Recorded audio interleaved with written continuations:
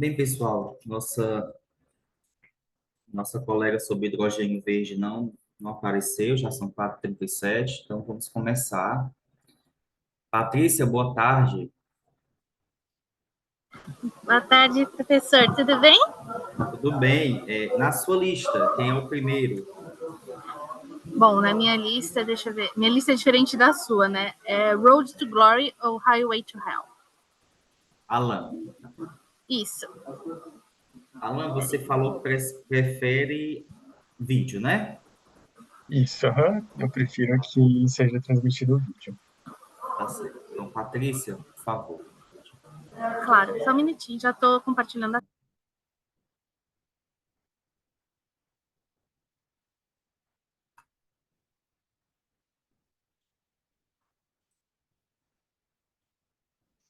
Olá a todos do SEMEAD, eu me chamo Ana Lídia Ramalho e vim apresentar o trabalho intitulado Road to Glory ou Highway to Hell, Uncover the Consequences of Corporate Greenwashing Latin America, tendo como autores o Alan Pinheiro também e a Wendy Beatriz. Na introdução, a gente destaca que as mudanças climáticas forçaram a sociedade a se preocupar mais com o desenvolvimento sustentável e as empresas começaram a adotar práticas de sustentabilidade em suas estratégias para poder reduzir o efeito de suas atividades no meio ambiente. Contudo, a divulgação de informações de sustentabilidade nem sempre é feita de forma ética e algumas empresas podem praticar o greenwashing, que é uma discrepância entre as intenções verdes da empresa, que ela está divulgando, e as suas reais práticas de sustentabilidade. Alguns estudos identificaram que as pesquisas sobre greenwashing focam bastante nos antecedentes, com poucos estudos abordando as consequências do greenwashing. E uma revisão sistemática da literatura recente elencou 9 artigos que focam nas consequências do greenwashing, porém dando muita ênfase ao desempenho financeiro. Portanto, a nossa pergunta de pesquisa é: quais as consequências do greenwashing corporativo? E temos como objetivo investigar os efeitos do greenwashing na reputação, na inovação e no valor de mercado das companhias na América Latina. Como justificativa, a gente elenca que esses países da região da América Latina, eles têm características institucionais que são comuns. Além disso, eles têm alto nível de corrupção, uma baixa ou fraca, né, governança corporativa, e em termos culturais, a religião também influencia ali na sociedade e nas atividades empresariais. No referencial teórico, a gente elenca, portanto, 3 hipóteses. A primeira hipótese é que o greenwashing afeta negativamente a reputação corporativa. Na segunda hipótese, o greenwashing ele afeta negativamente a capacidade de inovação da empresa. E em terceiro, que o greenwashing afeta negativamente o valor de mercado. E a gente traz aí o framework da nossa pesquisa com as hipóteses elencadas. Nos métodos, as empresas da população da nossa pesquisa são todas aquelas listadas na base de dados da Refinitiv e que fazem parte da América Latina. Isso aí dá um total de 1.879 companhias. Contudo, para medirmos o greenwash, a gente utiliza os mesmos indicadores utilizados na pesquisa de Git et al., que é o desempenho ESG e o índice de controvérsias ESG. E algumas pesquisas, algumas empresas, na verdade, elas não têm esses dados divulgados na base de dados da Refinitiv, portanto, precisamos tirar essas empresas e ficamos com a amostra de 428 companhias. E o período de análise foi 2018 a 2022. Os modelos de regressão foram 3. No primeiro, a variável dependente é a reputação corporativa. No segundo modelo, nós temos a capacidade de inovação. E no terceiro modelo, como variável dependente, o valor de mercado. Para análise, utilizamos 2 técnicas. A primeira é a análise de regressão com efeitos fixos e a segunda foi o FSQCA. Nos resultados, a gente traz uma estatística descritiva, mostrando primeiro que a média da reputação corporativa ficou em 50,33, com variação muito grande nos valores de mínimo e máximo. Capacidade de inovação, a sua média, mostrou que 6% das companhias apenas divulgam as suas despesas com pesquisa e desenvolvimento. O valor de mercado ficou com a média de 9,1 E o greenwash ficou com a média de menos 48,09, mostrando que as empresas têm um maior score de controvérsias ESG do que desempenho ESG. Na análise de regressão, a gente identificou que o greenwashing afeta positivamente a reputação corporativa, o que acaba sendo contrário à nossa hipótese 1. O greenwashing também afetou positivamente a capacidade de inovação, o que é contrário à nossa hipótese 2. E com relação à terceira hipótese, o greenwashing afetou positivamente o valor de mercado, o que também não suporta a nossa terceira hipótese. Já na análise SFQCA, com relação à reputação corporativa, a gente vê que dos 9 caminhos possíveis, em 3, o greenwashing ele é uma condição causal para uma maior reputação corporativa. Na figura seguinte, com relação à capacidade de inovação, a gente vê que dos 3 caminhos possíveis, em 2, o greenwashing é uma condição causal para uma maior capacidade de inovação da empresa. E com relação ao valor de mercado, em 3 dos 9 caminhos possíveis, o greenwashing também é uma condição causal para o maior valor de mercado da companhia. Na nossa conclusão, então, a gente destaca que o greenwashing ele afeta a reputação corporativa, a capacidade de inovação e o valor de mercado das companhias, mais especificamente que as empresas que praticam mais greenwashing, elas tendem a ter um valor, uma reputação maior, um maior investimento em pesquisa e desenvolvimento e também um maior valor de mercado. Contudo, a nossa pesquisa tem limitações, utilizamos apenas a base de dados da Refinitiv e apenas o escopo dos países da América Latina, e deixamos como sugestões para as futuras pesquisas analisar quais características institucionais podem vir a reduzir as práticas de greenwashing e se o uso do GRI no momento da divulgação de informações de sustentabilidade pode também reduzir as práticas de greenwashing em diferentes contextos. Aqui estão as nossas referências e obrigada pela atenção.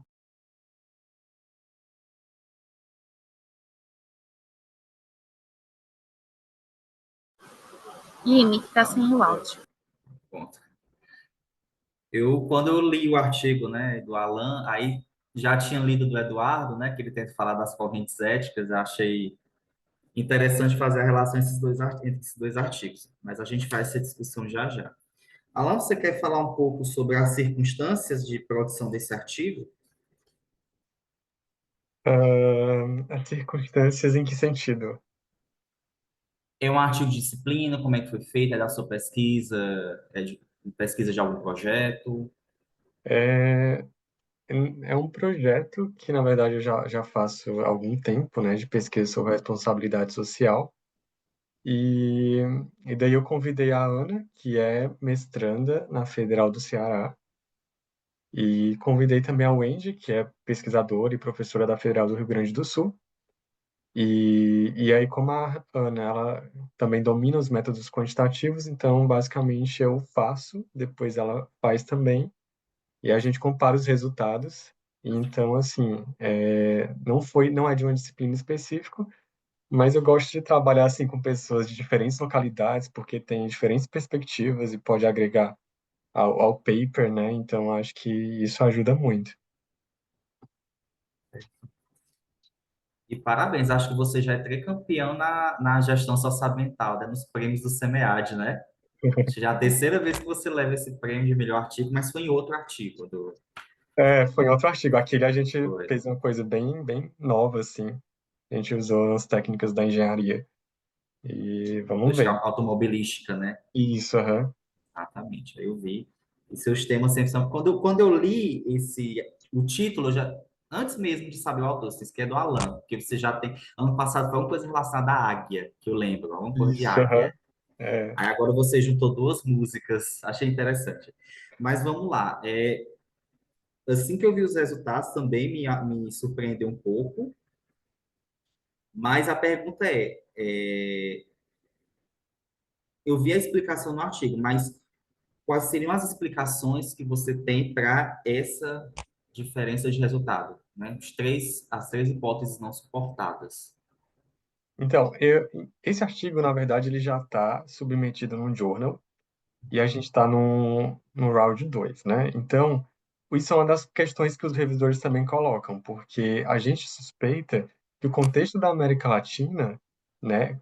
Lógico, nesse artigo a gente não avaliou o ambiente institucional, mas a gente acredita que isso tem total influência, né? Pelo menos uma moderação nessa relação entre o greenwash e as consequências, né? Então, a gente também suspeita que a métrica, embora ela já tenha sido usada em dois artigos muito bons internacionais, a gente acha que essa métrica talvez ela não seja tão adequada para o greenwashing.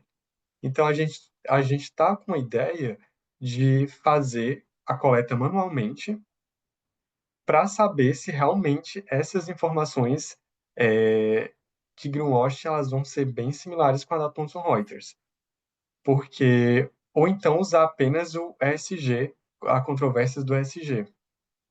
Então, isso é uma das justificativas, né? Que é a primeira, o ambiente institucional da América Latina, né? Então, está sendo divulgado muita informação e isso não está sendo coletado de alguma forma. E a outra explicação é justamente a questão da métrica, né? Para o greenwashing, que a gente pensa que talvez essa métrica, se a gente pode ter outros resultados. Mas especificamente sobre a hipótese da inovação, né, que é o investimento em P&D, em pesquisa e desenvolvimento, ela pode ter uma relação, talvez até, não só a relação que a gente propôs, mas uma relação também inversa. Como assim? Porque se você investe muito em pesquisa e desenvolvimento, você pode criar mais técnicas, por exemplo, de reduzir emissões de carbono ou outros tipos de, de redução, né, de impactos ambientais, e isso, de certa forma, vai fazer com que você coloque mais informações no seu relatório ambiental, né? Então, você está tentando, não significa dizer que você ainda já atingiu a reduzir o carbono ou outras práticas, né? Mas essa quantidade de informações mais nos relatórios pode talvez ter dado essas relações, assim, que a gente não esperava. Mas realmente foi uma surpresa, assim, né? Então é bem complicado. Então, assim, eu acho que o título também tem tudo a ver, assim, porque a gente sempre espera que, tipo, então, algo negativo, greenwash.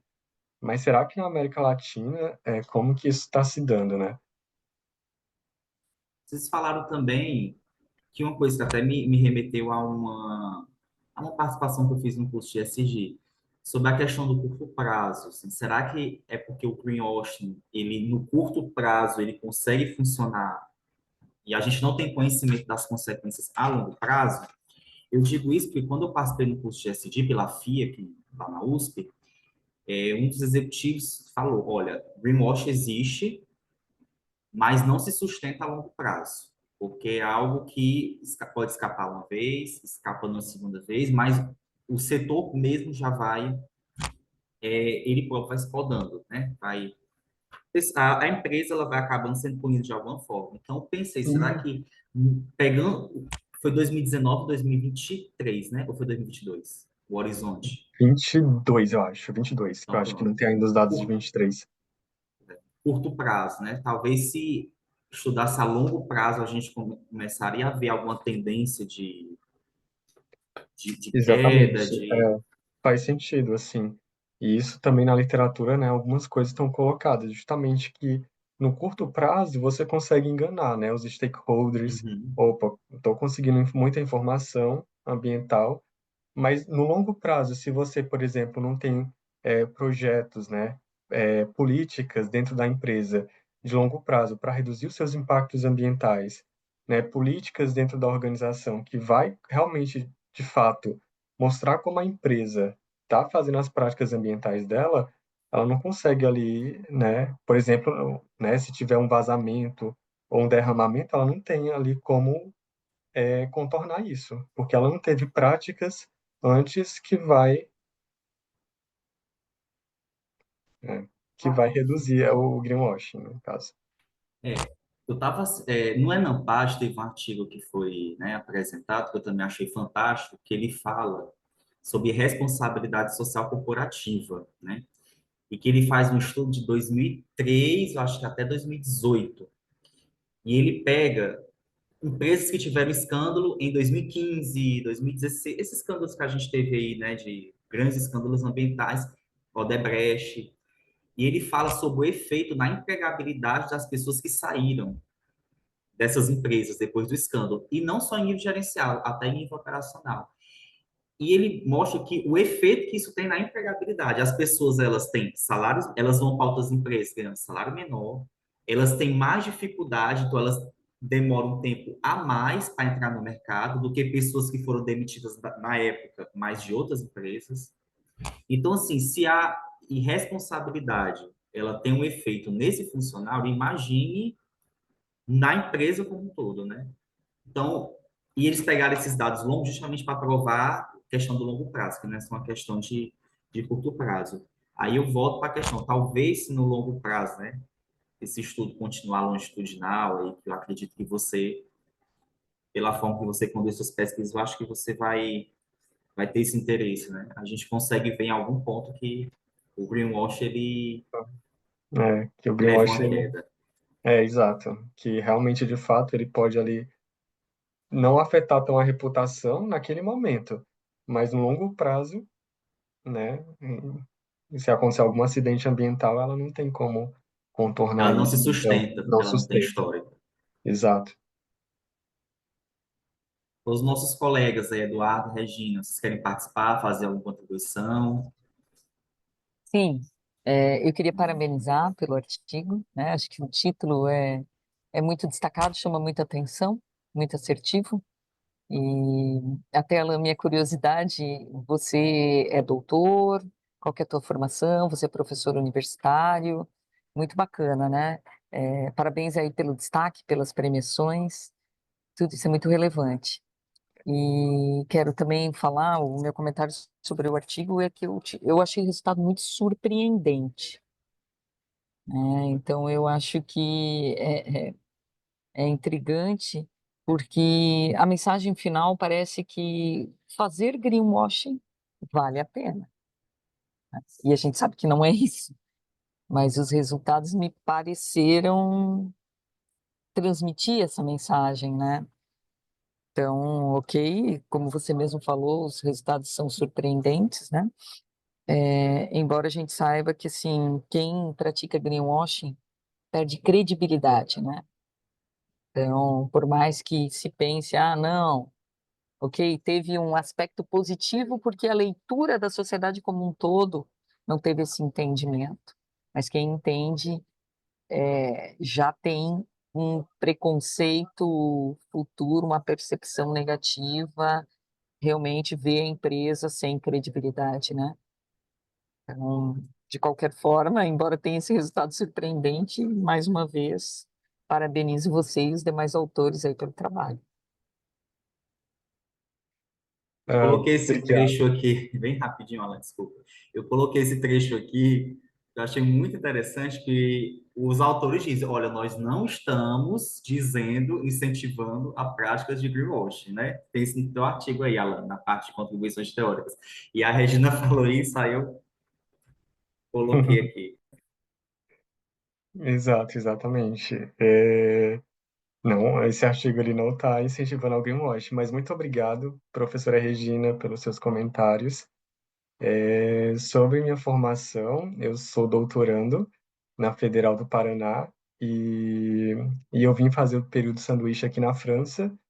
E como eu acho que talvez eu produzo muito, a universidade daqui me contratou como pesquisador assistente para um projeto.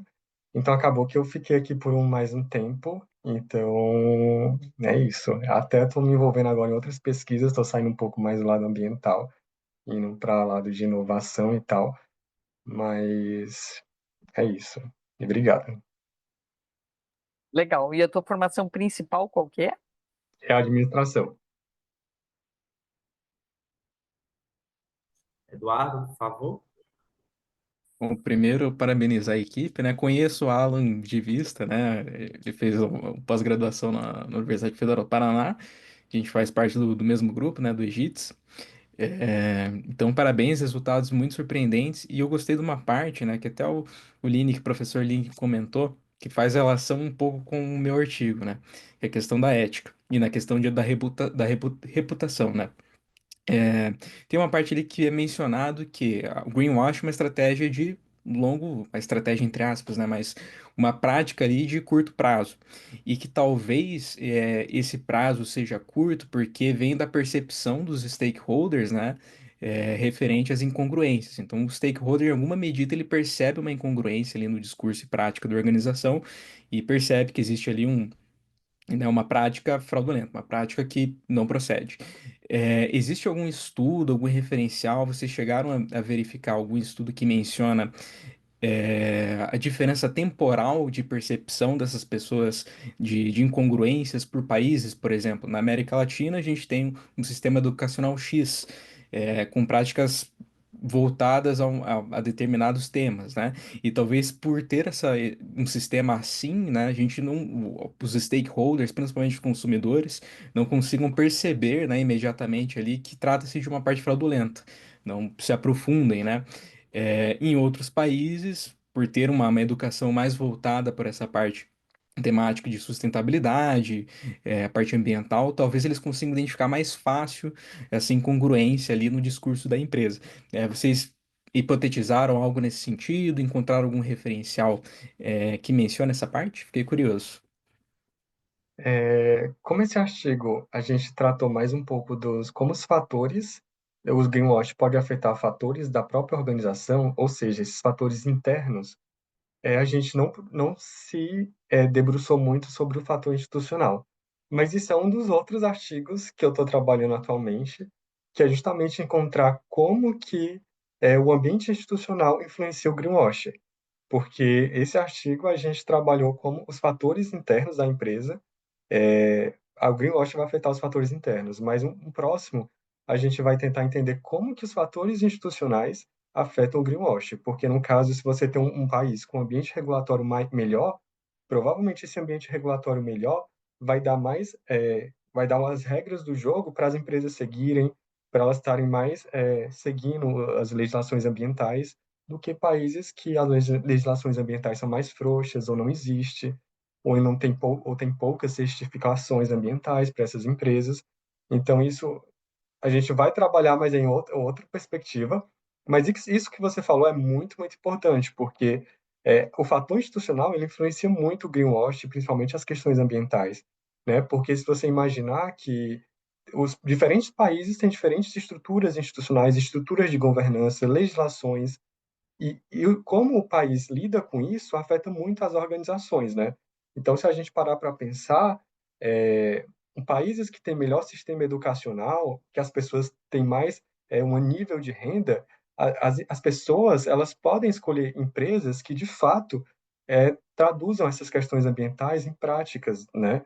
Então, países que são mais desenvolvidos, que as pessoas têm mais renda para isso, já diferente de países que têm menos renda, é difícil para o consumidor chegar no mercado e tipo, eu sei que essa empresa é ambientalmente correta, mas eu não tenho dinheiro para comprar esse preço que está um pouco mais elevado, né? E talvez não tenha essa formação ambiental dentro das escolas, nas universidades. Então, esse ambiente institucional ele influencia muito, né? Como que as organizações vão lidar, né? Com isso.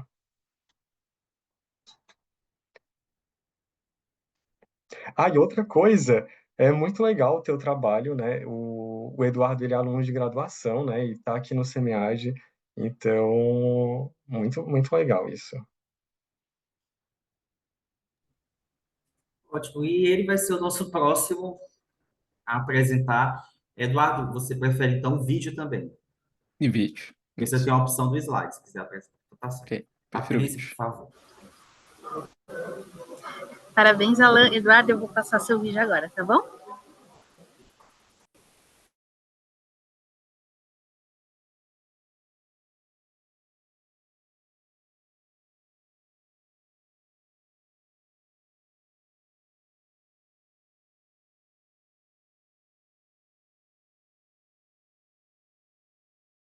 Olá, essa é a apresentação do artigo Correntes Éticas na Responsabilidade Social Corporativa, Discurso Organizacional e Hipocrisia, no tema de responsabilidade social, apresentado pelo autor Eduardo, da Universidade Federal do Paraná, no CEMEAD de 2024. Bom, com o sucesso da teoria dos stakeholders de Freeman, expandiu-se também a discussão sobre responsabilidade social corporativa, RSC, e a ética organizacional enquanto propriesadores de vantagem competitiva às organizações. Entretanto, ser uma empresa responsável socialmente difere de ser uma empresa ética. A contradição nos discursos, principalmente quando há desalinhamento na postura ética das organizações quanto a fazer o bem e fazer o certo, caracteriza uma hipocrisia corporativa. A problemática, portanto, é que a contradição da postura ética adotada pela empresa impacta diretamente a apreensão de seu discurso de responsabilidade social corporativa e, consequentemente, sua relação com stakeholders e vantagem competitiva. Dito isso, o objetivo geral deste ensaio teórico é analisar a responsabilidade social corporativa através das principais vertentes da ética organizacional, enquanto mediadora na percepção de discurso organizacional e hipocrisia corporativa pelos stakeholders. Especificamente, o objetivo é identificar as principais correntes éticas no contexto da RCC, sintetizar a relação das teorias éticas com o discurso e hipocrisia corporativa e sugerir pesquisas futuras na área. No início, a responsabilidade social era vista como uma atribuição governamental, não de empresas privadas. É a partir da década de 50 que a RSC começa a ser entendida a partir de seu conceito atual, o atendimento das necessidades percebidas pela sociedade e pelas partes interessadas na organização em termos sociais, econômicos e ambientais, tendo em vista a sustentabilidade econômica a longo prazo e um estado de bem-estar social. Na década de 60 e 70, esse conceito popularizado devido aos modelos de desempenho social corporativo e, principalmente na década de 80 e 90, devido à teoria dos stakeholders, incorporando o RCC como aspecto estratégico. Por mais que o desempenho social e econômico tenha obtido atenção na literatura sobre a RSC, a ética foi poucas vezes relacionada de modo objetivo. Qual Ramanathan argumentam que a RSC é um subconjunto da ética organizacional e, portanto, há a possibilidade da empresa ser socialmente responsável e não ética ao mesmo tempo. Os stakeholders percebem isso, representando um fator crítico para a reputação e legitimação dos discursos de RSC nas empresas. No intuito de evitar a diminuição da eficácia do discurso de RSC, torna-se necessário, portanto, entender a dimensão ética. Para entender a dimensão ética, adotou-se a separação da moral e ética conforme Peck-Kovacsek, onde a moral é vista como costume não sistemático, enquanto a ética é conceituada como uma ciência moral, ou seja, uma reflexão sistemática sobre a moralidade. Adotou-se, deste modo, as três principais correntes da ética organizacional ocidental: ética das virtudes, utilitarismo e deontologia. Para Aristóteles, principal representante da ética das virtudes, uma ação é ética quando se baseia na virtude moral, que é a disposição para agir conforme a justa medida, meio termo, entre vícios, neste caso, a falta de eficiência devido à tradução, entretanto, em outras traduções de Aristóteles, vício será tanto excesso quanto deficiência, e excessos através da sabedoria prática. Os autores afirmam que, no contexto organizacional, a ética aristotélica é relacionada a valores organizacionais e ações de melhoria contínua. Já no utilitarismo, para Bentham e Mill, uma ação é ética quando alcança o máximo de felicidade e bem-estar nas populações envolvidas, estando diretamente relacionado com o efeito posterior à ação, portanto, a consequência. Nesse sentido, os autores enfatizam a necessidade de uma educação moral aos tomadores de decisão, reforçando o bem-estar focado no equilíbrio entre o aspecto social e comercial. Já na deontologia, para Kant, uma ação é ética quando se age pelo dever, não conforme o dever, imaginando que suas máximas são leis gerais que, se seguidas por toda a sociedade, melhorariam a convivência humana e representariam um fim em si mesmo. Alford e Parcoux instrumentaliza a noção kantiana em três critérios: o quanto a organização é culpada pelo problema, o quanto o problema afeta os stakeholders e o quanto a solução do problema é essencial para a existência da organização. Quanto maior o envolvimento com esses três critérios, mais a ação da organização deve ser guiada pelo dever e menos por um fim específico. Dado que há diferentes posturas éticas, a ética pode ser vista como mediadora de uma possível percepção de divergência entre discurso e prática pela visão das partes interessadas. A liderança ética, por exemplo, pode aumentar a efetividade dos programas de RSC, principalmente quando ocorre uma integração entre a conduta da empresa, a conduta do líder e a percepção dos empregados e consumidores. A falta de integração entre o discurso e a conduta da empresa, no entanto, pode ser visto como uma hipocrisia corporativa na visão dos stakeholders. A hipocrisia corporativa ocorre quando uma afirmação é percebida como falsa, hipocrisia moral, quando a atitude de uma empresa é dissonante em comparação ao seu discurso, hipocrisia comportamental, e ou o empreendimento é julgado negativamente com base na disseminação de atribuições feitas por outros stakeholders, hipocrisia atribuída. visto que cada corrente ou teoria ética possui sua própria noção de fazer o bem e fazer o certo, e tais noções devem estar integradas com o discurso e os programas de RSC para potencializar sua atividade, o quadro 1 sintetiza as três principais teorias éticas, seus aspectos éticos, conceituais e noções, e aspectos de RSC, discurso e possíveis condicionantes de hipocrisia corporativa. O quadro 1 apresenta as teorias éticas, seus principais representantes, conceito de ética, noção de fazer o bem, noção de fazer o certo, o discurso organizacional baseado na teoria ética e possíveis condicionantes de hipocrisia corporativa. Então, na ética das virtudes, a empresa quer ser vista como virtuosa. Entretanto, a existência de vícios nos valores organizacionais pode levar à hipocrisia moral. Comportamentalmente, a empresa quer ser vista como agindo na justa medida. Entretanto, quando a marca e a liderança não refletem os valores organizacionais, pode ser visto como hipocrisia comportamental. Na atribuição, a empresa quer ser reconhecida pelos valores e virtudes. Entretanto, os stakeholders podem espalhar que é uma empresa desonesta. Portanto, uma hipocrisia de atribuição. No utilitarismo, a empresa quer ser vista como preocupada com gerar bem-estar através de decisões. Entretanto, decisões focadas em grupos restritos podem levar à hipocrisia moral. Comportamentalmente, a empresa quer que suas ações visem o bem-estar geral no discurso. Entretanto, quando gestores não investem em responsabilidade social e visam um retorno para um grupo reduzido de pessoas, pode ser visto como hipocrisia comportamental.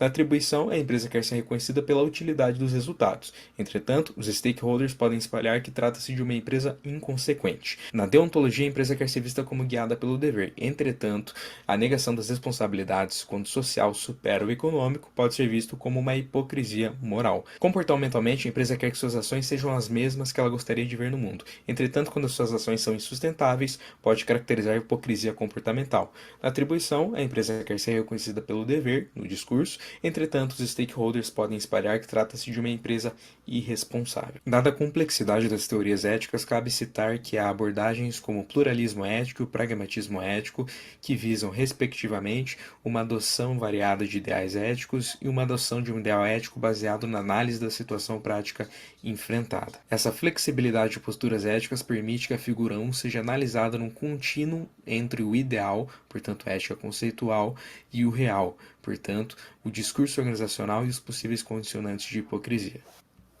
A literatura aponta também para o embate entre a ética enquanto meio e a ética enquanto fim, havendo a possibilidade de aprofundamento na discussão com base no aumento educacional dos gestores e principalmente com a geração do milênio, que se mostra mais crítica às ações empresariais. Essa pesquisa se limitou à teoria dos stakeholders e conceitos em empresas ocidentais, portanto sugere-se pesquisas futuras com base em outras teorias, como a teoria institucional e a teoria da firma, e conceitos não ocidentais, bem como estudos práticos que relacionem liderança ética e responsabilidade social corporativa. Seguem as referências. Obrigado. Olá, essa é a apresentação do artigo. Bom, Eduardo, esse trabalho foi do seu projeto de pesquisa, TCC? Esse trabalho, ele na verdade, né, ele é oriundo de um incômodo que eu tinha quando o pessoal mencionava que responsabilidade social corporativa é ética. Então, a empresa é responsável, né, socialmente, então ela é ética. E eu pensava, acho que não, né? Então vou pesquisar sobre. E aí eu pesquisei autonomamente mesmo, durante a graduação. Começou lá no primeiro semestre, hoje eu estou no sétimo período, né? Começou no primeiro período, hoje eu estou no sétimo. E eu comecei a pesquisar autonomamente sobre esse tema, fui reunindo informações sobre, e aí eu consegui organizar essas informações neste ensaio teórico que eu chamei ali, né? Denominei, mas que providencia pelo menos não uma resposta, mas uma indicação de como que está a pesquisa sobre esse tema. Então, ali eu consegui descobrir que efetivamente tem estudos que apontam que é a mesma coisa, né? Que responsabilidade social corporativa e ética são a mesma coisa no sentido empresarial, mas são poucos estudos, mas a grande maioria separa e essa separação tem uma grande complexidade aí, né? Que foi o que eu tentei me aprofundar ali em três correntes principais, mas tem mais outras infinitas correntes éticas, não ocidentais, contemporâneas, enfim, mas que eu consegui pelo menos acalmar um pouco essa inquietação que eu tinha, né, quando eu vi o pessoal falando que responsabilidade social corporativa e ética eram a mesma coisa. Interessante. Eu vi também, né, inclusive no vídeo fala do seu esforço para trazer a teoria dos stakeholders, né, para a discussão.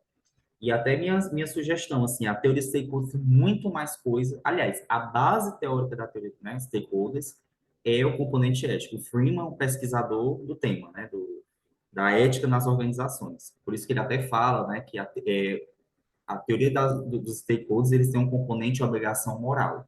Uma empresa, ela só consegue atender seus stakeholders se ela tiver esse componente ético. Então, assim, a minha sugestão é você trazer um pouco mais a teoria dos stakeholders. As últimas edições aí, que o Freeman, ele lançou alguns especiais de, tipo assim, 40 anos, 30 anos de artigo tal, ou ele faz um apanhado dos principais artigos da última década. Sempre ele menciona que falta mais fundamentações éticas para poder avançar a teoria. Então, acho que você trazendo um pouco desses últimos comentários do Freeman, você enriqueceria bastante.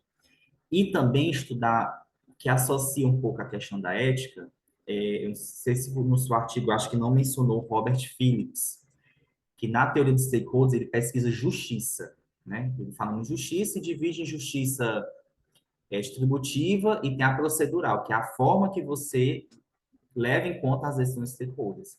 Então, acho que você também, pegando aí o lado da justiça, na ótica da teoria dos stakeholders, você consegue também enriquecer essa discussão ética, né? Minhas sugestões, e uma outra, assim, sugestão, que é baseada até num outro artigo, que também ele é um ensaio teórico, que ele finaliza com um estudo de caso, assim, ele pega uma situação de uma empresa que passou por um escândalo, né? No Brasil, inclusive, esse artigo.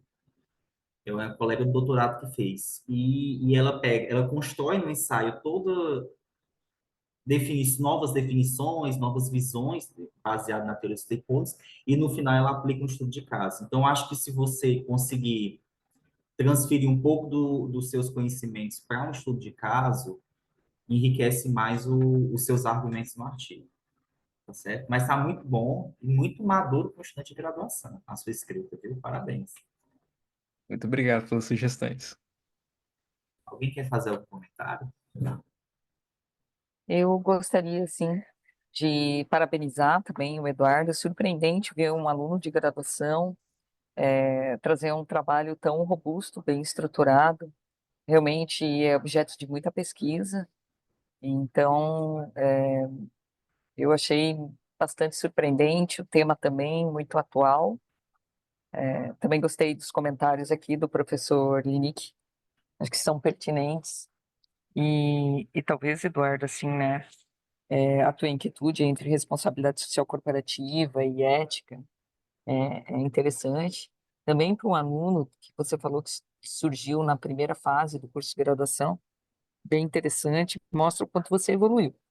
Mas, assim, responsabilidade social corporativa é, é algo bastante estruturado, né?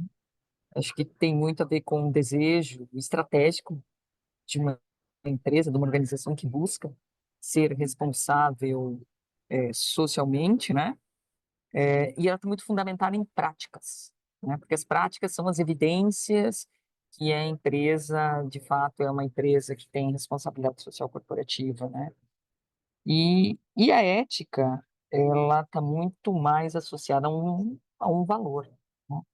Porque tem empresas ou organizações, vamos falar assim, que são éticas, elas são corretas, né? Elas fazem o certo,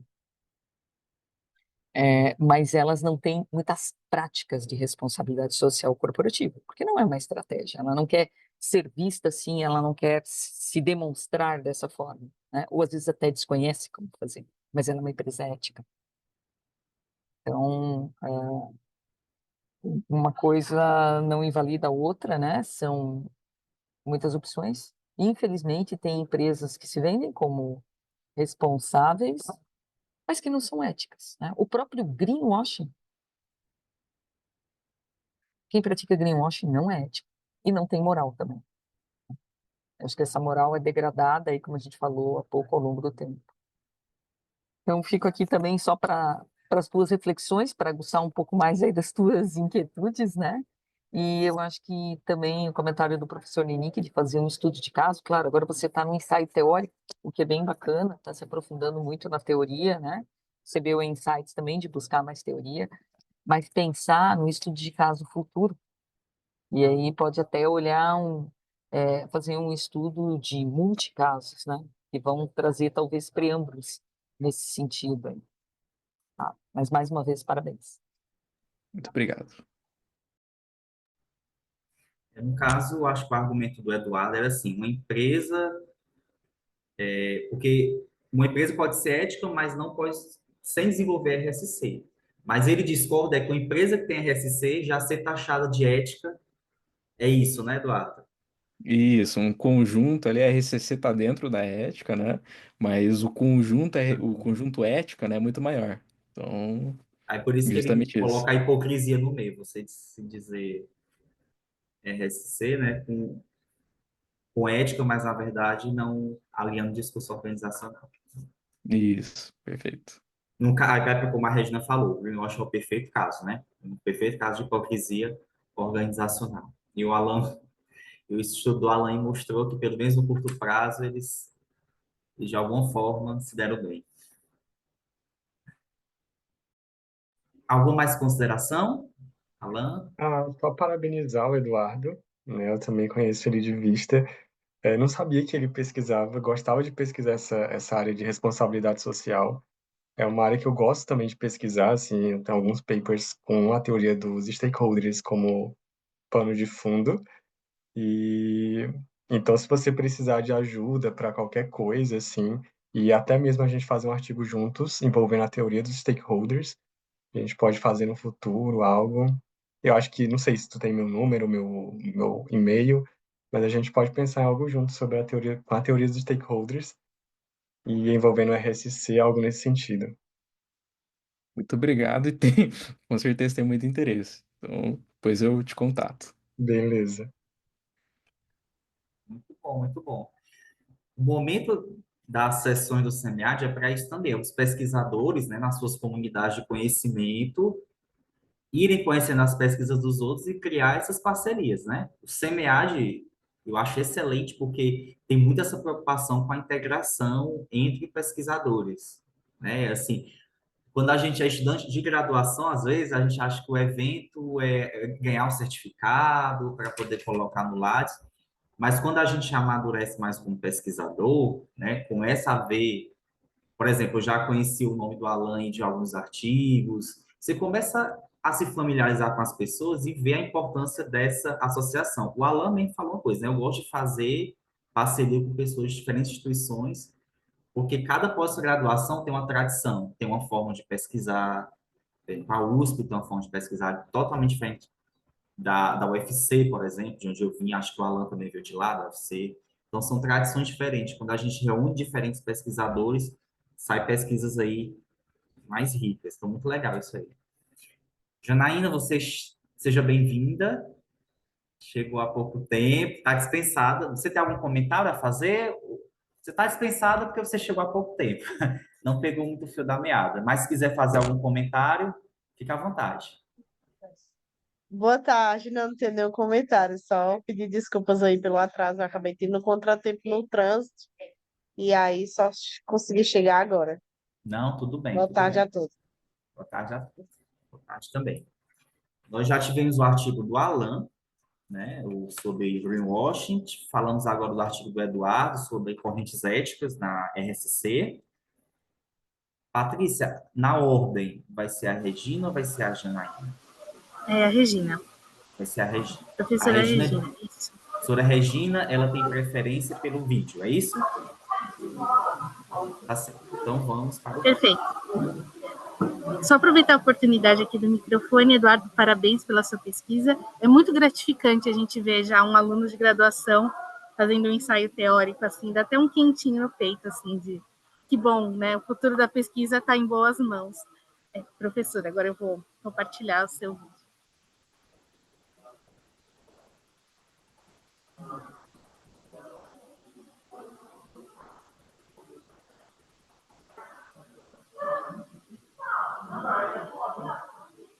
Olá, eu me chamo Regina Zimmermann, sou doutora em administração pela PUC-PR e hoje venho apresentar o trabalho intitulado Projeto de Divulgação de Carbono, CDP, Estudos Atuais e Futuros baseados em análise bibliométrica. As emissões do efeito estufa se provaram como causa primária do aquecimento global.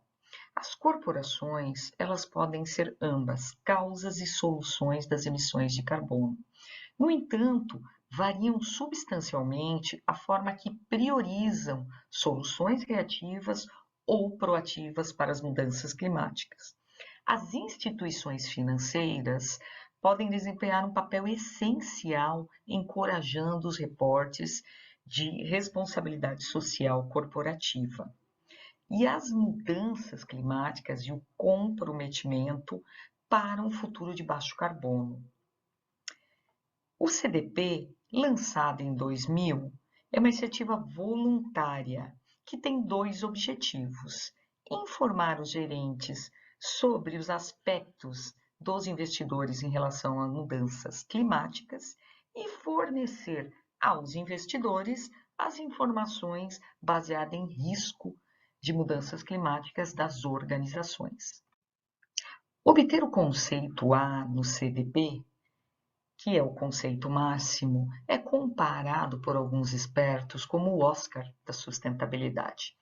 Esta lista é esperada todos os anos com muita expectativa e mais compreensão do porquê o CDP está despertando tanto interesse nas companhias em reportar as emissões de carbono é o objetivo desse estudo.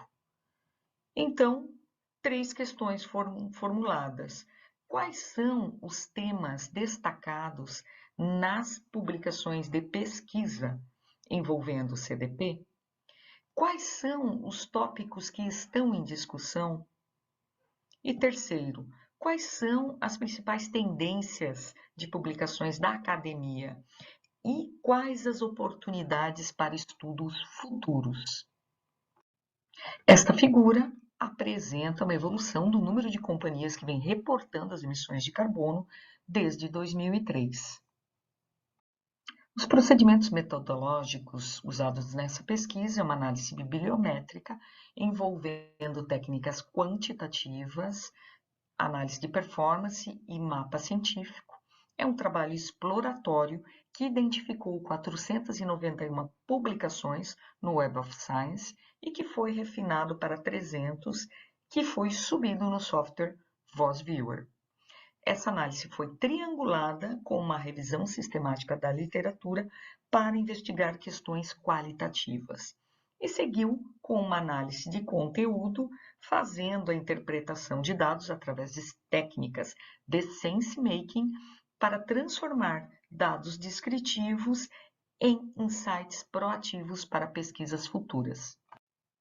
Esta figura detalha o percurso metodológico da análise bibliográfica baseado em 4 etapas: definição de escopo, definição do tipo de análise envolvendo passado, presente e futuro, as técnicas da análise bibliométrica, com análise de performance e mapeamento científico, a coleta e análise de dados e análise bibliométrica, finalizando com os reportes.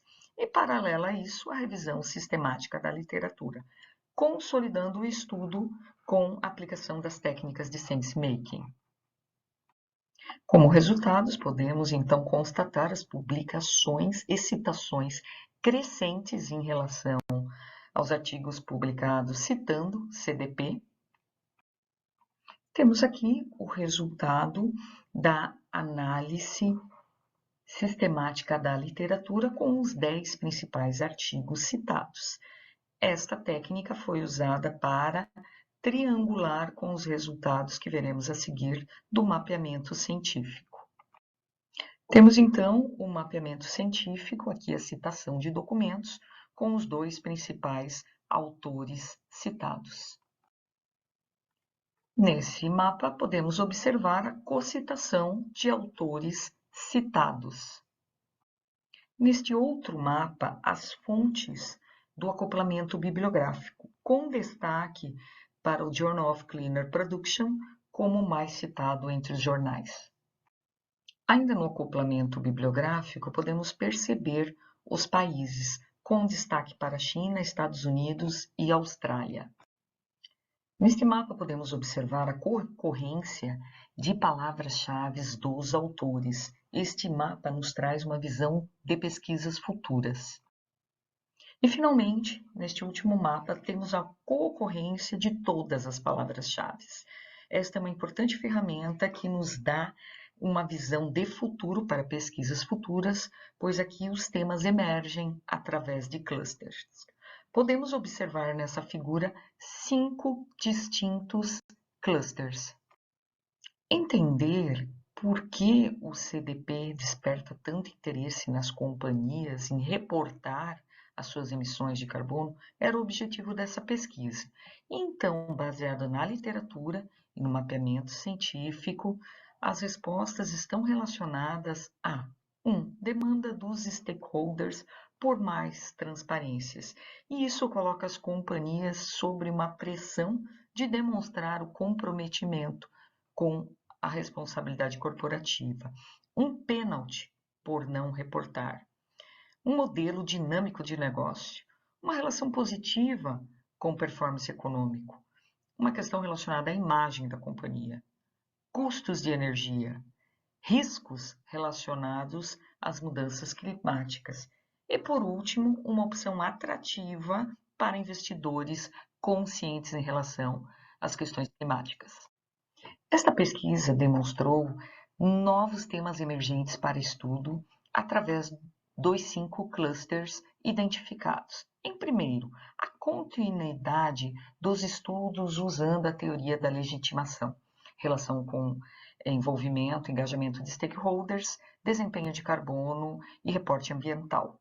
2. Estudos usando a teoria dos stakeholders, com governança corporativa, transparência, responsabilidade social. E mais foco no performance da firma, na liderança, na diversidade de gênero, nos diretores, mulheres e compensação de executivos. 3. Estudos usando a teoria da VBR. Estudos relacionados à indústria, com aspectos de eficiência, de emissão, de custo, de valores de investimento, de mudanças climáticas e risco. 4. Pesquisas relacionadas à estratégia de negócio e o engajamento da cadeia de suprimentos. Muitas companhias estão encorajando seus fornecedores a reportarem no CDP para reduzirem as emissões totais de produto.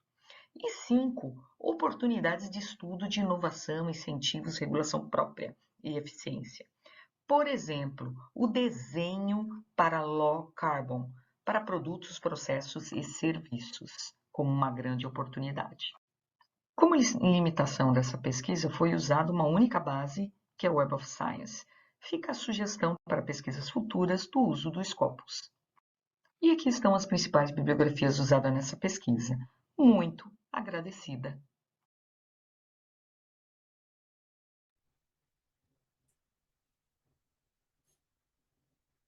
Bem, Regina, professora Regina, parabéns pelo seu trabalho. E pode falar um pouquinho sobre ele, assim, sobre a escrita do artigo? Ok, completar um pouco mais do que falei na apresentação, né?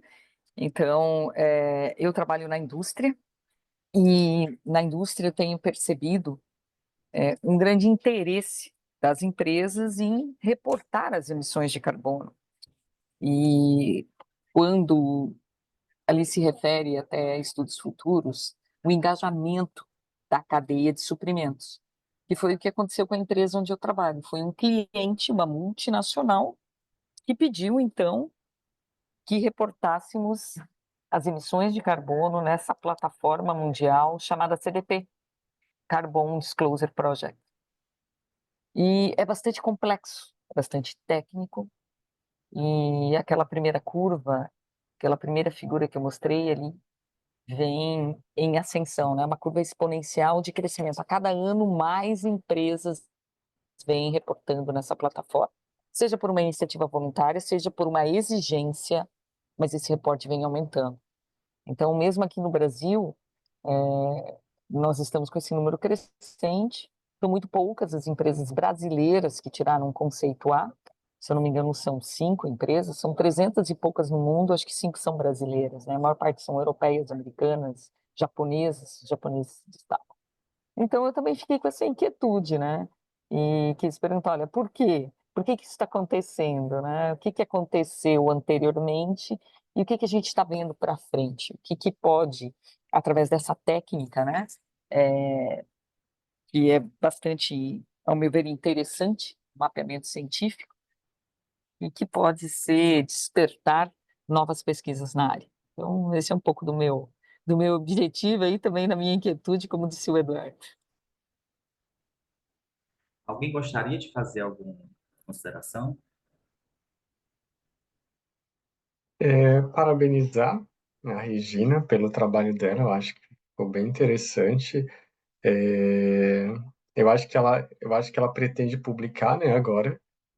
E então, eu acho que talvez uma das questões que vão ficar ali, talvez os revisores talvez peguem, é a questão dos termos usados para fazer Web of Science, né, para fazer as buscas, né? Então, ver direitinho, será que esses termos foram os mais adequados? Talvez eles perguntem, mas por que não usar Scopus também, né? Porque antigamente era mais fácil fazer com um ou outro base de dados, mas hoje eles estão um pouco mais criteriosos, né, para publicar, então talvez eles peçam também para colocar Scopus, mas que não vai dar muito trabalho, porque a Scopus geralmente tem bem menos, então a maioria também já está indexada na Web of Science. E eu achei muito interessante também o tema, porque inclusive eu estou com artigos tá em revisão, né, em uma revista justamente sobre isso, CDP, mas nele é uma outra proposta diferente, né? Então a gente coleta esses dados porque, na verdade, inclusive você pode até me explicar um pouco melhor de como que isso funciona. A empresa ela se candidata para o CDP, ela recebe um formulário e ela preenche esse formulário.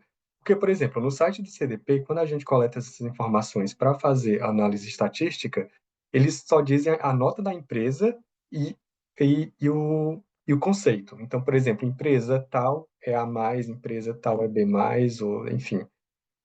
Então, mas eu acredito que por trás a empresa responda um questionário. Eu não sei. Então, isso é uma dúvida que eu tenho, que a empresa talvez responda um questionário sobre as emissões de carbono dela, e aí no final eles avaliam e dizem, olha, essa empresa ela é B+, ou enfim. É um questionário extremamente rigoroso, extremamente rigoroso. São muitas questões, são muitos guidelines que são citados, né? Várias questões científicas, né? Por exemplo, o SBTI, se a empresa adere ao SBTI, e metas, realmente um rigor assim, ó, enorme. Muitas das empresas que participam não têm nem competência para fazer sozinhas esse questionário. Elas contratam consultorias especializadas no tema. A empresa que eu trabalho não contrata consultoria. Eu e a minha equipe, nós preenchemos essa questão, mas é uma equipe multidisciplinar. Alguns são engenheiros químicos de formação, como eu sou também, engenheiros ambientais, para que a gente consiga entender e reportar, né? Então, é bastante complexo. Mas que legal que você também está pesquisando sobre CDP, a gente pode falar um pouco mais sobre isso, se você tiver interesse, e Sim, juntar sim, forças aí também. sim. É, e uma questão assim que eu fiquei também pensando é que o CDP ele é voluntário, né? Então a empresa ela faz, ou voluntário que eu digo no sentido, tudo bem, pode ter uma pressão do cliente ou pode ter uma pressão do mercado, mas de certa forma é voluntário. Ela não é uma legislação que obriga a empresa a seguir isso.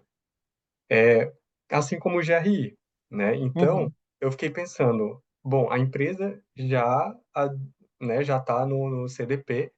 Será que a empresa que você trabalha, ela trabalha também com GRI, que é Trabalha, uma trabalha, prática sim, de sim, divulgação dos relatórios exato. ambientais? Relatórios de sustentabilidade, A gente já vem divulgando relatórios de sustentabilidade nos últimos 12 anos, baseado no GRI. Aham, Iniciativa voluntária também. Agora, o CDP, Se você quer reportar por livre iniciativa, você tem que se associar e pagar Sim.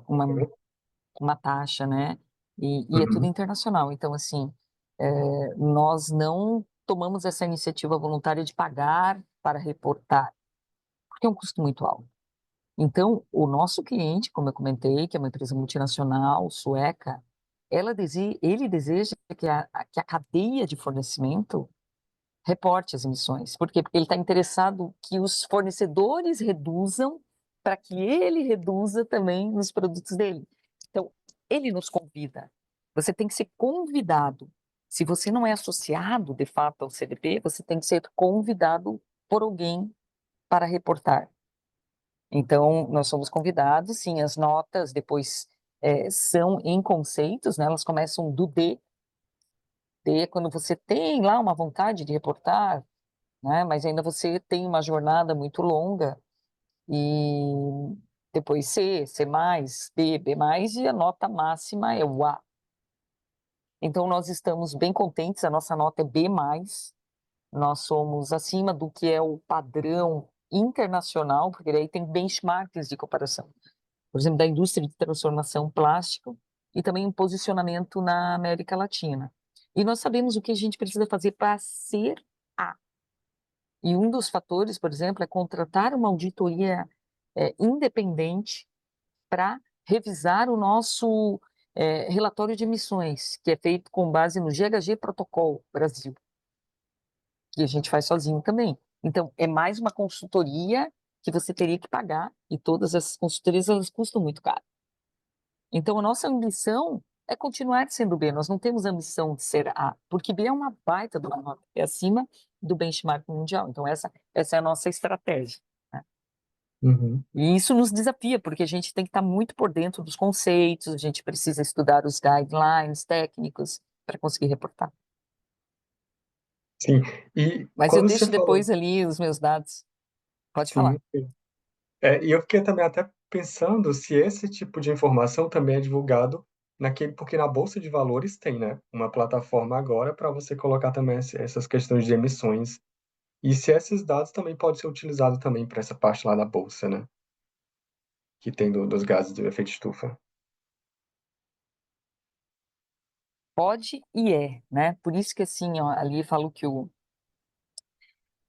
mercado financeiro desempenha um papel fundamental. E por isso, assim, ó, o mercado financeiro quer ter uma percepção sobre os riscos da organização. E, ao mesmo tempo, toda essa plataforma dá uma ideia para as organizações do que o mercado financeiro quer ver dela. Então, tem esses dois contrapontos aí que são interessantes. E sim, a tua dica ali do Scopus é sempre uma pergunta, por que num estudo desse, porque fez numa base só? E aí tem a turma da metodologia que diz, olha, usa uma base só. Quando você pega duas bases, você pode ter o erro de ter informação duplicada, ter resultados equivocados, né?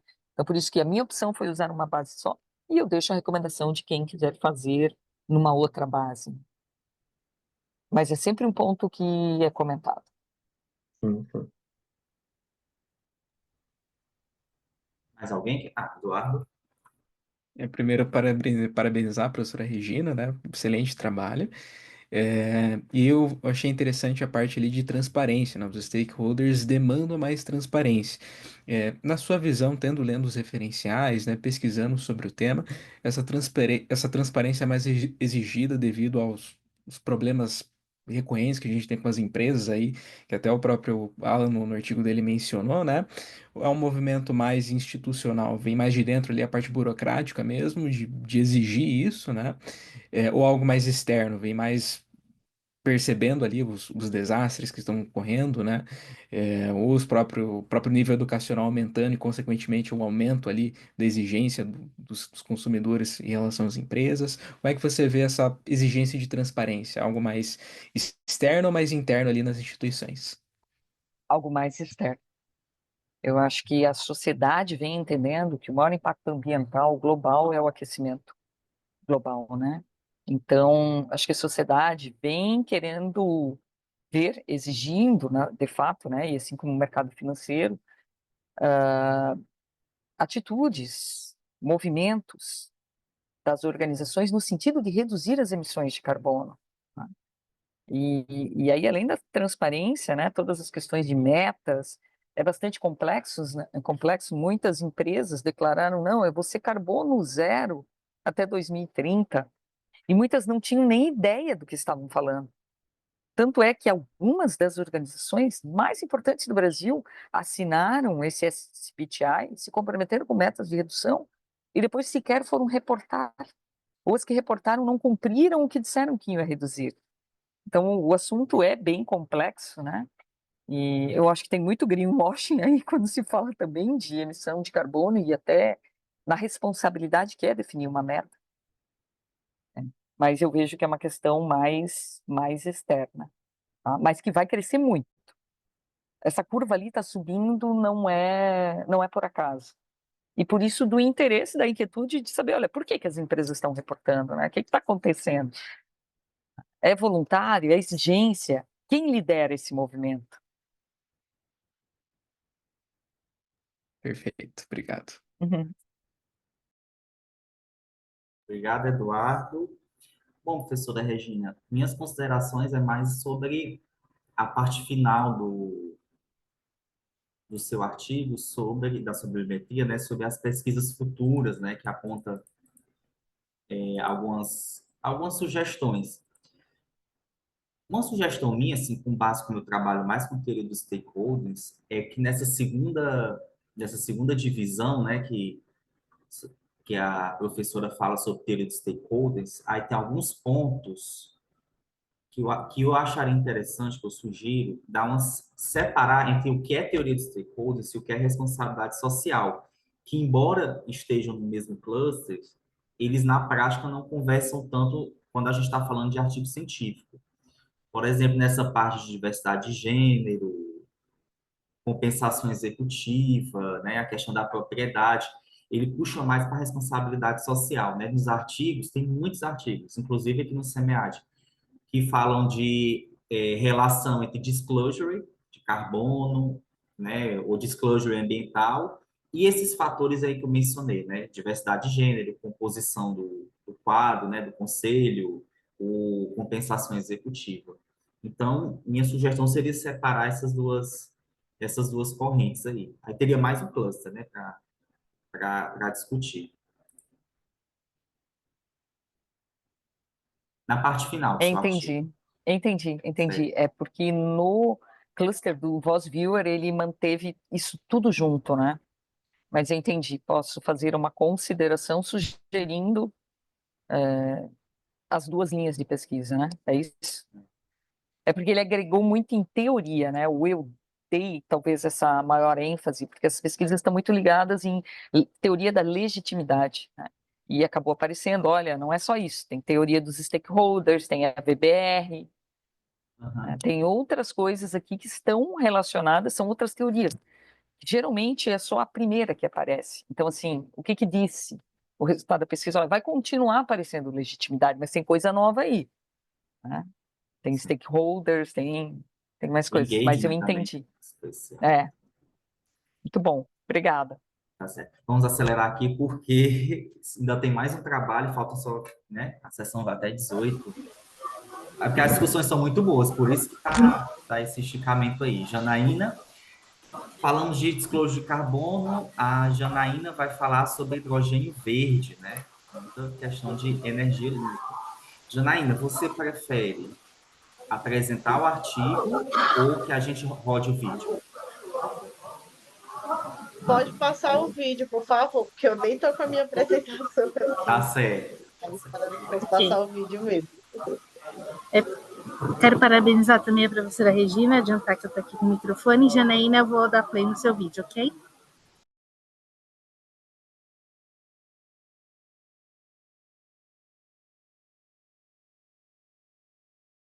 Apresentar o artigo. Olá, sou a Janaína, vou apresentar o artigo Perspectivas para a Competitividade Energética do Brasil com o Hub de Hidrogênio Verde do Ceará, uma análise a partir do modelo desenvolvimentista do World Economic Forum. Esse modelo apontado no relatório global de competitividade, indica que o progresso socioeconômico das nações e, consequentemente, o desenvolvimento da competitividade desses países acontece por meio da integração de algumas vertentes do desenvolvimento, que são formadas por 4 pilares: o meio ambiente, o capital humano, o mercado e o sistema financeiro. Então, esse artigo ele faz uma análise qualitativa dessas dimensões, de modo a identificar, né, como a competitividade energética do Brasil pode ser alavancada com o hub de hidrogênio verde do Ceará. E o objetivo geral, portanto, é analisar a competitividade do Brasil com a implantação do hub de H2E do Ceará à luz do modelo desenvolvimentista do World Economic Forum. Essas são as dimensões e os pilares da competitividade: a facilidade de fazer negócio, mercados, capital humano e ecossistema de inovação. Dentro disso, esse estudo é uma metodologia qualitativa de natureza exploratória e descritiva. A coleta aconteceu por meio de entrevistas entre dezembro de 2023 e janeiro de 2024, com 6 importantes atores dentro do contexto do hidrogênio verde, tanto professor quanto pesquisadores, também gestores envolvidos na produção e comercialização da H2V, também um consultor importante de energia lá no sistema FIEC, e também representando a sociedade, uma liderança indígena do povo Anassé, e também ex-político, e um gestor do governo do estado que trabalha numa secretaria que cuida da preservação do meio ambiente. Então, esse foi o modelo final, com toda a análise. E aí, dentro da facilidade de fazer negócios, o Ceará já possui uma boa infraestrutura, ele também possui boas parcerias com outras instituições, também existe uma certa estabilidade econômica para o Ceará, não macroeconômica para o Ceará, não tanto para o Brasil, mas o Ceará tem muitos incentivos tributários. E no que tange à prontidão tecnológica, o Brasil está muito atrás de outros países, né? O Brasil não produz tecnologia. A gente se comporta mais como exportador de commodity. No que tange aos mercados, tamanho de mercado, o Ceará, o potencial do Ceará e do Brasil não está limitado apenas à geração de energia limpa, né? Possibilidade de utilização desse hidrogênio verde em outras aplicações, a eficiência do mercado de trabalho. Existe um grande movimento de capacitação das pessoas para incentivá-las dentro do mercado de trabalho. Em relação à eficiência do mercado de produtos, o Brasil ele se destaca pela sua matriz energética renovável, né? Em especial pela fonte de energia hidrelétrica, eólica e solar. E no que tange à sustentabilidade do mercado financeiro, a limitação de recursos locais, ela emerge aí como um grande desafio para o Nordeste e para o Brasil como um todo no mercado de hidrogênio verde.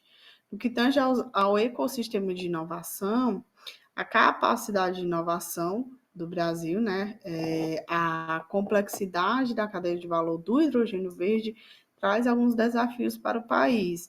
Então, abordar essa complexidade é crucial considerar não apenas a produção direta do hidrogênio verde, mas todo o processo envolvido, desde a fonte de energia utilizada até o transporte e o consumo final.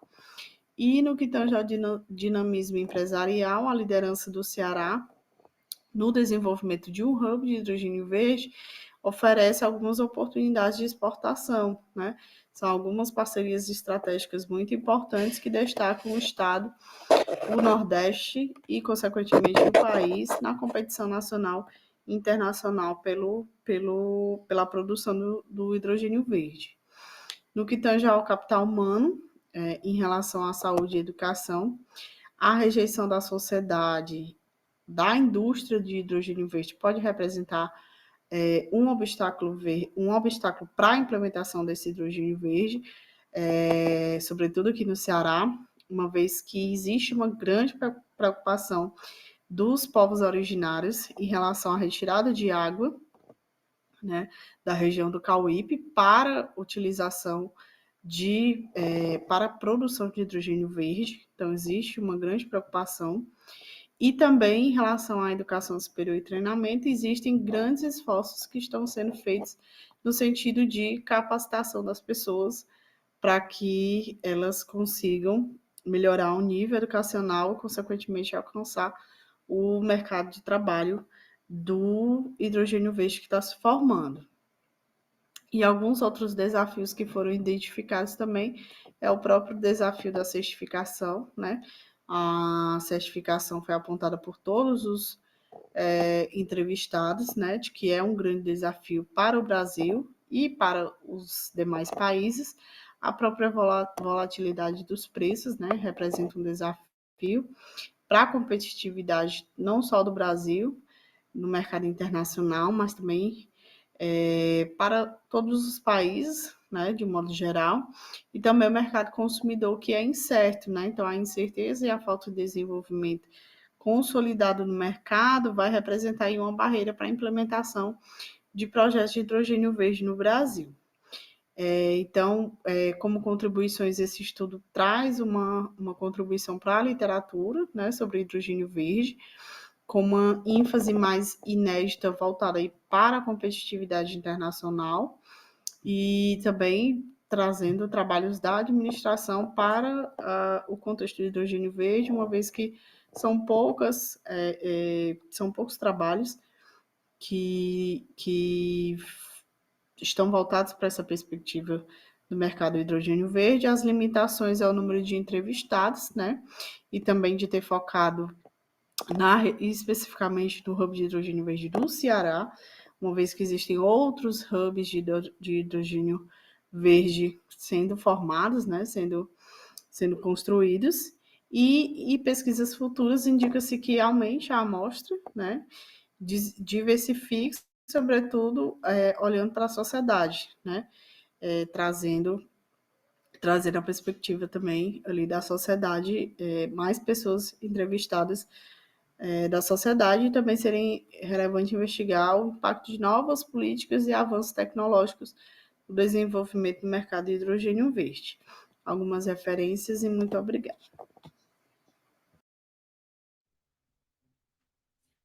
Parabéns, Janaína, pelo seu trabalho.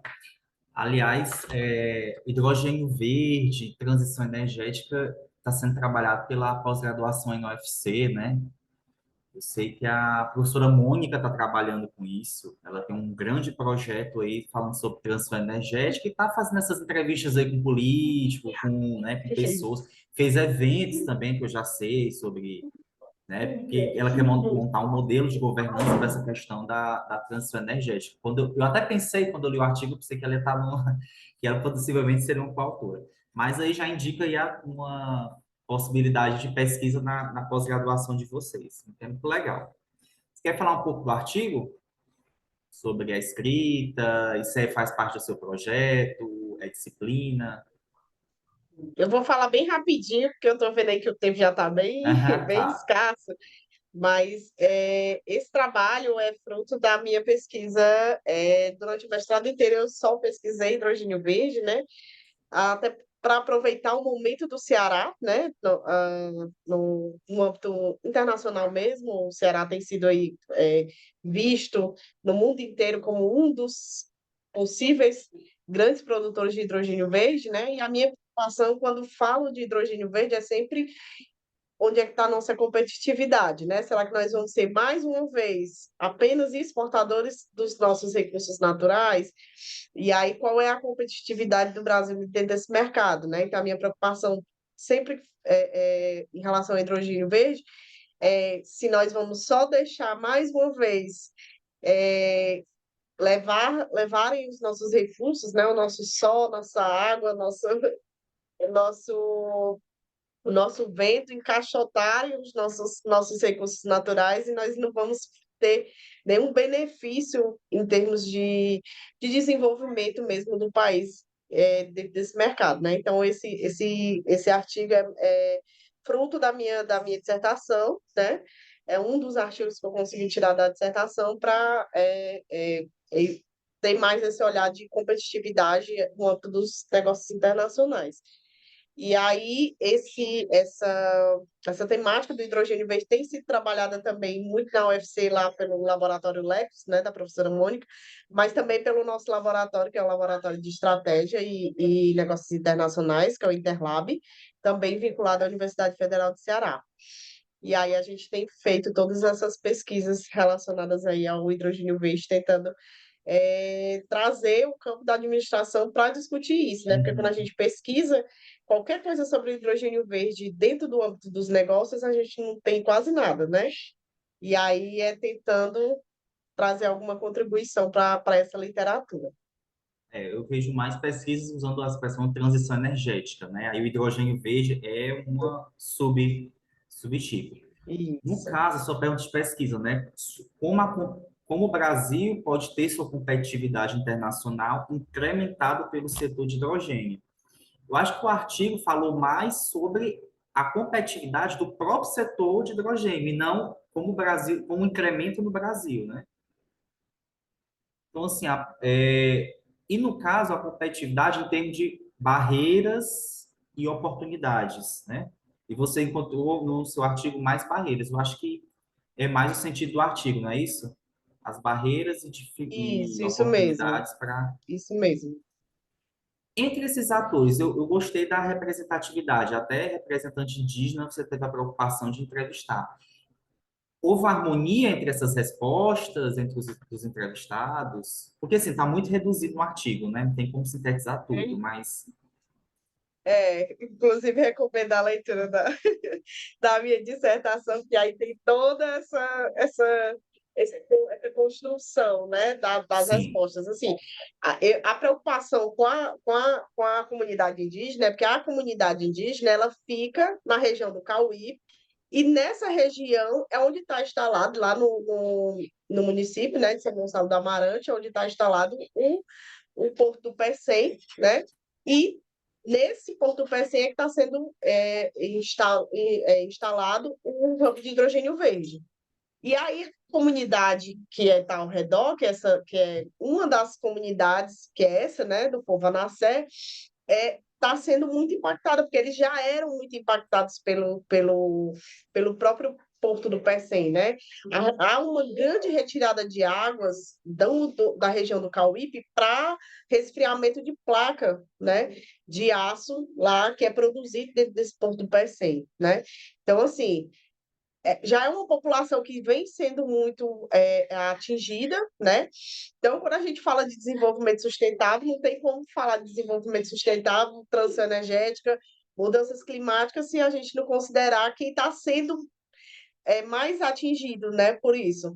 Então, a preocupação foi de entrevistar. Eu entrevistei só o líder, mas a minha intenção é aumentar, né? Depois continuar essa pesquisa, entrevistar aos pescadores, as pessoas que estão sendo ali impactadas por essa questão do hidrogênio verde. Então, assim, a sociedade tem um medo enorme de pensar, meu Deus, vai tirar mais água do que o que já está sendo tirado, nós vamos ser mais impactados do que o que nós estamos sendo, né? E já os outros entrevistados, não, é um bom, é ótimo, vai ser ótimo a gente produzir hidrogênio verde, então tem esse contraste. alguém queria fazer alguma consideração? Né? Já estamos em cima da hora, mas nós temos um tempinho. Só agradecer mesmo pela oportunidade. Obrigada. Janaína, parabéns pelo seu trabalho. Agradeço a todos os participantes por ter submetido os trabalhos do SEMEAD, por ter considerado o SEMEAD. O SEMEAD agradece muito pela presença de vocês. E é isso. Professor, se você quiser fazer o encerramento. Queria só agradecer a participação de todos vocês. Eu acho que a discussão foi muito boa. Todo mundo teve interação, né? A gente interagiu muito bem, fizemos vários comentários, tentamos associar cada artigo a outro. Eu acho que o objetivo aqui, vocês fizeram as parcerias de vocês, seus contatos. Então, acho que os objetivos aqui da sessão foram atingidos, né? Muito obrigado pela participação, pessoal. E quem sabe até próximo ano, né? Mais artigos aí aprovados, premiados e publicados. Com certeza. Muito obrigada, parabéns aí pela condução da sessão.